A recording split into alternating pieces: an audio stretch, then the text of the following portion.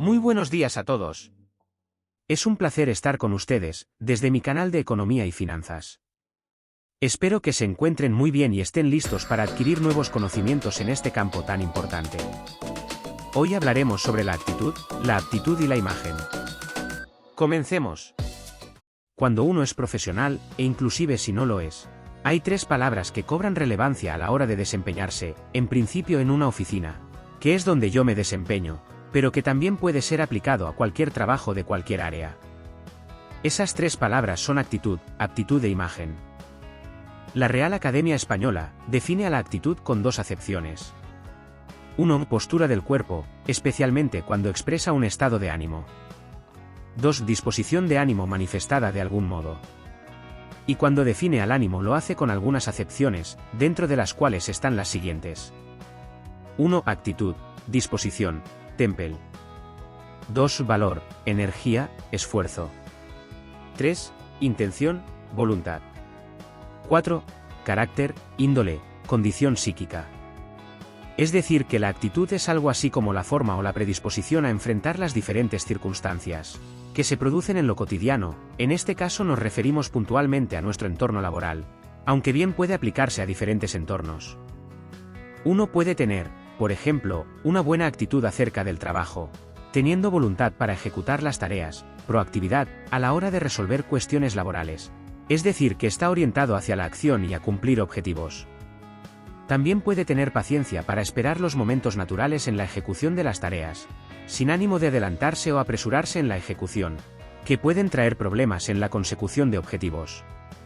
También un trabajador puede tener excelentes relaciones laborales, que hacen que éste pueda, en circunstancias de tensión, poder comunicarse asertivamente con pares, jefes y subordinados, planteando sus puntos de vista sin ofender a otros, y teniendo una escucha activa con los que plantean distintos puntos de vista o visiones de un mismo hecho.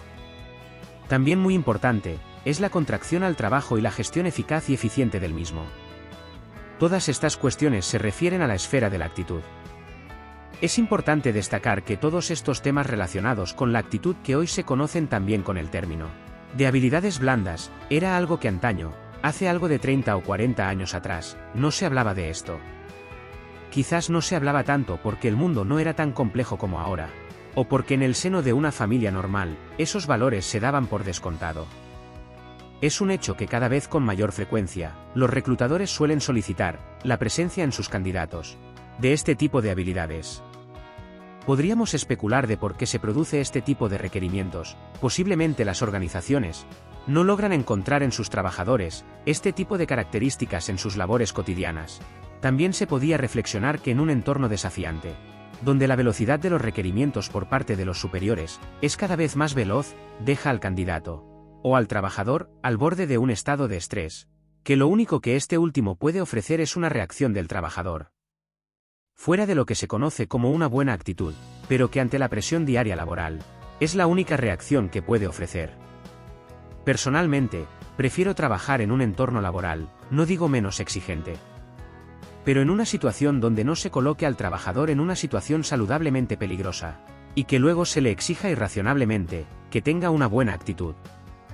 Recuerdo personalmente haber sido reclutado en una oportunidad donde el personal de recursos humanos me pregunta si yo estaría dispuesto a aceptar que mi jefe me gritara. Por supuesto dije no.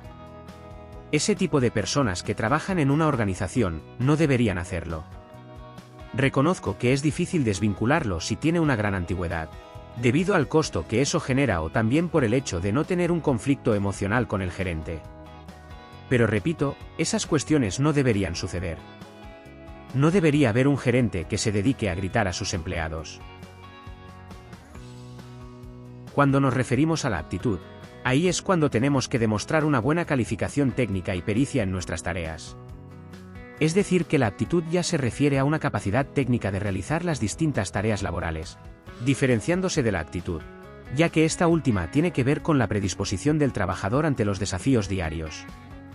Continuando con la aptitud, es importante siempre estar actualizado en temas que hacen a la preparación profesional de cada uno, ya sea a través de textos, recursos multimediales, investigación online, cursos, carreras de grado o posgrados. En el ámbito de la administración es más difícil valorar la capacitación en los miembros de una compañía, Es por eso que generalmente todas las empresas tienen su asesor impositivo o su asesor contable.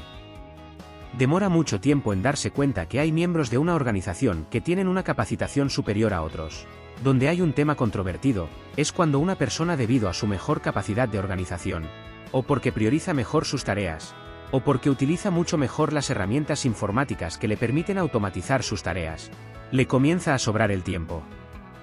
La primera pregunta es de quién es ese tiempo, si es de la organización o del empleado, que gracias a su talento consigue hacer en menos tiempo lo que a otro le hubiera demandado más. También creo que es un tema cultural que tiene que cambiar, que cuando una persona se queda después de hora trabajando, se lo considera que la persona tiene una mayor responsabilidad que el que se va puntual. Y tal vez, solo tal vez, el que se va puntual lo hace de esa forma, debido a su capacidad de resolver las mismas tareas en menor tiempo.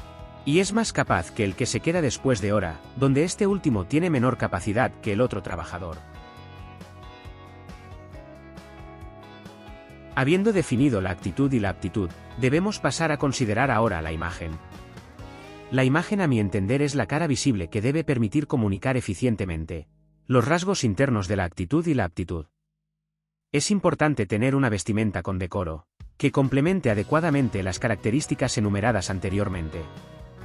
La imagen siempre va relacionada con lo que el individuo deja trascender al ser observado. Generalmente es la vestimenta la que caracteriza a una buena imagen, pero no solamente se limita a esta, sino también a un aseo general y a una prolijidad en toda su persona. Particularmente no estoy muy de acuerdo con la imagen que acostumbro ver en los ámbitos laborales. Personalmente me parece a mí más agradable ver gente con su imagen más cuidada, no solamente en el ámbito laboral sino inclusive en el ámbito estudiantil. Creo que ese detalle se ha ido perdiendo con el correr de los tiempos. Y puedo decir, sin temor a equivocarme, que en años pasados se veía gente más elegante que la que se ve en el presente. Si te ha gustado este vídeo, asegúrate de suscribirte a nuestro canal y activar la campana de notificaciones, dando like y compartiendo con amigos y familiares, para que puedan beneficiarse de nuestra información económica y de nuestros consejos financieros. Que tengas un excelente día, y nos vemos en el próximo vídeo.